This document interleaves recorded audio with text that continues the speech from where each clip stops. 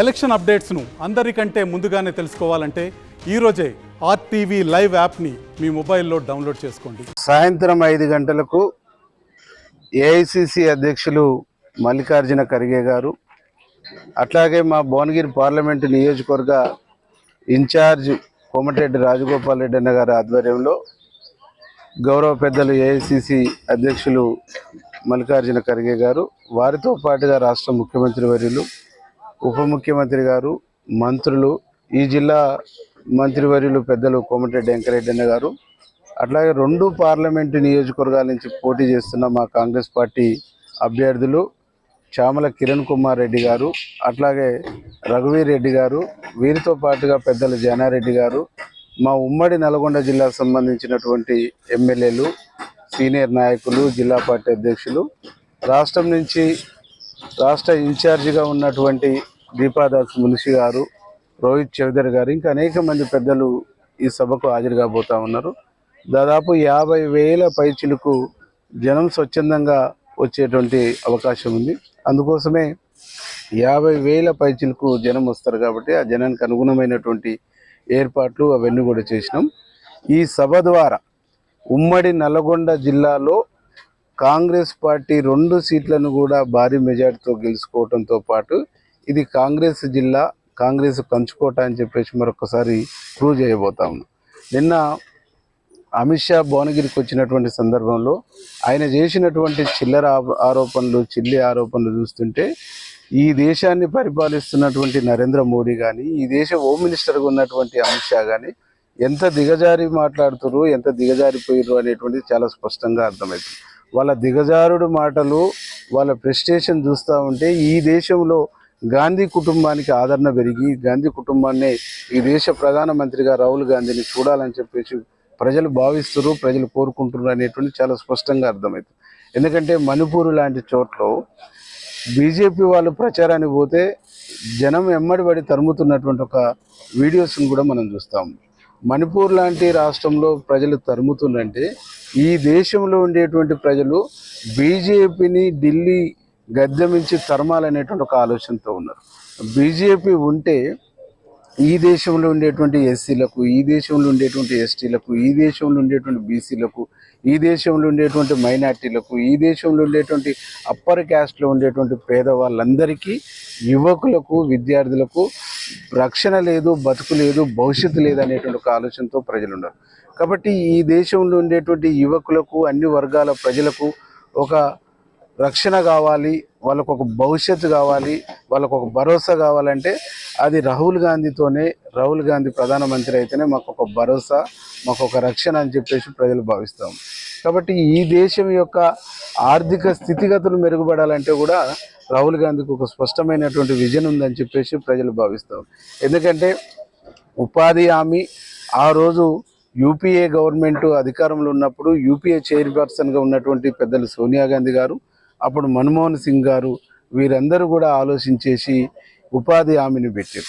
100 రోజుల పని దినాల్ని ప్రకటించేసి ఈ 100 రోజుల పని దినాల ద్వారా దేశంలో ఉండేటువంటి పేదవాళ్లకు క్రాపు అంటే వ్యవసాయ పనులు ఆగిపోయి పని లేనటువంటి సందర్భంలో చేసుకుంటేనే బతుకుతాము, చేసుకుంటేనే 4 కైకులు వస్తాయి అనుకునేటువంటి పేదవాళ్లకు ఒక భరోసా కల్పించేటువంటి పని ప్రభుత్వం ఆనాడు తీసుకొని ఉపాధి హామీని పెట్టింది.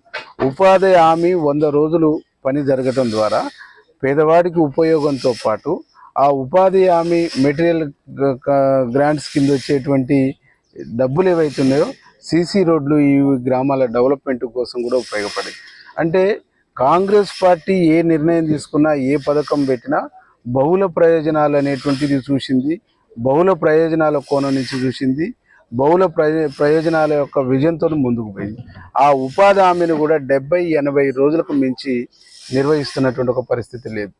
నేను ఉపాధి హామీ కూలీలను కలుస్తున్నప్పుడు వాళ్ళు ఎండకు చెమటలు గారి, ఆ ఎండకు బట్టలన్నీ తడిసిపోయి వాళ్ళు స్నానం చేసినట్టుగా అంత కాయ కష్టం చేస్తే 120, 130, 140, 180 రూపాయలకు మించి వాళ్ళ కూలి పడతలేనటువంటి ఒక పరిస్థితి ఉంది. ఇలా 120, 130, 180 రూపాయల కూలి పడనటువంటి స్థితి నుంచి వాళ్ళకేమైనా ఎండ దెబ్బ కొట్టినా, వాళ్ళకి ఏదైనా ప్రమాదం జరిగినా రక్షణ లేనటువంటి ఒక పరిస్థితి ఉంది. ఆనాడు ఈ స్కీమ్ని పెట్టినటువంటి రాహుల్ గాంధీ ఫ్యామిలీ, సోనియా గాంధీ గారు ఈరోజు ఈ దేశ ప్రజలను దృష్టిలో పెట్టుకొని ఈ దేశ ఉపాధి హామీలో సంస్కరణలు తీసుకురావాలనేటువంటి ఉద్దేశంతో 400 రూపాయలు ఉపాధి హామీ కూలీ పని చేస్తున్నటువంటి వాళ్ళకు కూలీ గ్యారెంటీ చట్టం తీసుకొచ్చేటువంటి హామీని కూడా ఈ ఎన్నికల మేనిఫెస్టోలో ఇచ్చారు. 400 కూలీ గ్యారెంటీతో పాటు 100 రోజుల పని దినాలను పెంచేటువంటి కార్యక్రమంతో పాటు ఏదైనా ప్రమాదం జరిగితే 25 లక్షల రూపాయల ప్రమాద బీమాను కూడా ప్రకటించడం జరిగింది. అంటే ఇట్లాంటి సంస్కరణలు ఇది ఒక ఉదాహరణకు మాత్రమే చెప్తున్నా. అట్లాగే జనగణన జరగటం ద్వారా చివరి అంచులో చివరి వరుసలో ఉండేటువంటి వాళ్ళ ఆ కులం జనాభాతో పాటుగా ఆ కులంలో ఉండేటువంటి పేదవాళ్ళ ఆర్థిక స్థితిగతులు కూడా తెలుస్తాయి. దీని నుంచి మనము వాళ్ళను ముందు వరుసకు తీసుకురావడానికి పథకాలని, స్కీముల్ని మనం రూపొందించుకోవచ్చు అనేటువంటి ఒక ఆలోచనతో గొప్ప కార్యక్రమం వికాసం అంటే యువతను ప్రోత్సహించేటువంటి ఒక కార్యక్రమం రైతు భరోసా. ఈరోజు ఈ దేశంలో కాంగ్రెస్ పార్టీకి చాలా స్పష్టమైనటువంటి అవగాహన ఉంది. ఈ దేశం వ్యవసాయక దేశం, వెనుకబడినటువంటి దేశం.